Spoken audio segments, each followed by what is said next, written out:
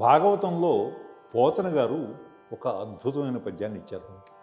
నీ పాద కమల సేవయు నీ పాదార్చకుల తోడినయ్యమును నితాంతాపార భూతదయయును తాపసమందార నాకు దయసేయగదే.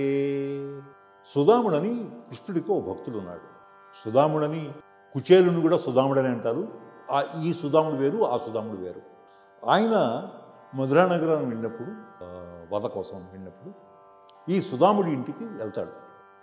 సుధాముడు కృష్ణుణ్ణి భక్తితో అర్చించి ఆయన్ని ఈ పద్యంతో అడుగుతాడనమాట. నీ పాద కమల సేవయు నీ పాదార్చకులతోడి నయ్యమును నితాంతాపార భూతదయును తాపస మందార నాకు దయసేయ కదే. అంటే ఏంటంటే నీ పాద కమల సేవ, నీ పాదసేవక, నీ పాదసేవ చేసే భాగ్యం, నీ పాదార్చకులతోడి నయ్యము, నీ పాదసేవ చేసే వాళ్ళతోటి స్నేహం, నితాంతాపార భూతదయును, అపార భూతదయ, సమస్త ప్రాణికోటి మీద ప్రేమ, వాత్సల్యం, అభిమానం ఉండేలాగా.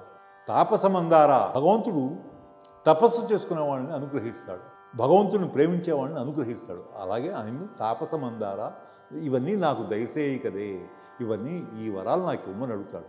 ఈ సుధాముడు నాకు ఆ వరం ఇవ్వు, ఈ వరం ఇవ్వు అదంతా అడగలా, సింపుల్గా ఇదే అడిగాడు ఆయన.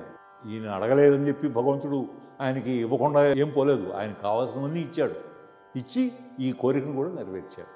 ఇది పోతన గారు భాగవతంలో రాసిన పద్యం. ఇది ఎంతో అద్భుతమైన పద్యం. మీతో పంచుకుంటున్నందుకు నాకెంతో ఆనందంగా ఉంది. నమస్కారం.